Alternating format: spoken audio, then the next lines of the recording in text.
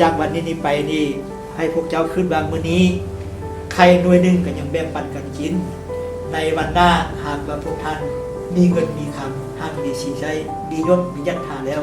อย่าชุลืมอย่าชุปะในมื้อนี้คำที่เขาขึ้นไว้ว่าในมื้อนี้เขาบ่มียังกินยังอาศัยพ่อแม่อยู่